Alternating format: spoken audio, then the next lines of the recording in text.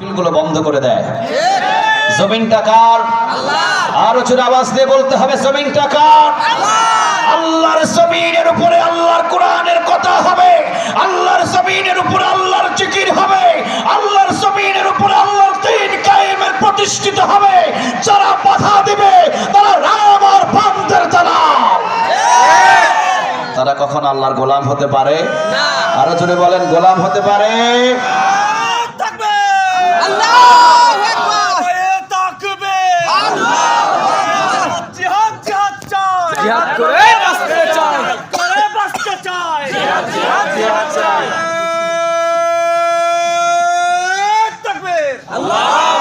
তিন নম্বরে তাদের কি হয়? অহংকার বেড়ে যায়। তিন নম্বরে তাদের কি বেড়ে যায়?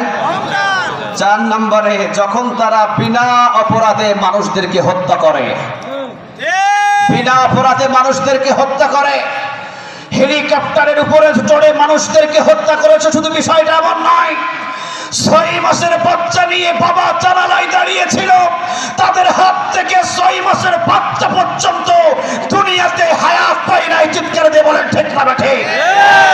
6 মাসের বাচ্চা পর্যন্ত জীবন দিতে হয়েছে, কারণ ক্ষমতার চেয়ারে বসলে 4 নম্বরে তারা হত্যা বাড়িয়ে দেয়, মানুষদেরকে হত্যা করে বেশি। এই জন্য তাদের কাছ থেকে ক্ষমতাটা ছিনিয়ে নেন তিনি কে? আল্লাহ। আরো জোরে আওয়াজ দিয়ে বলতে হবে, তিনি কে?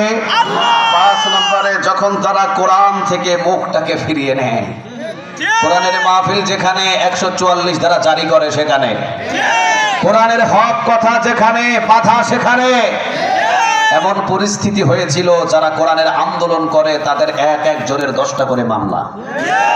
যারা কোরআনের আন্দোলন করেছিল সুযোগ পাইলে তাদেরকে গ্রেফতার করা হয়। যারা কোরআনের দল করে সুযোগ পাইলে তাদেরকে রিমান্ডে নিয়ে গিয়ে পিটায়।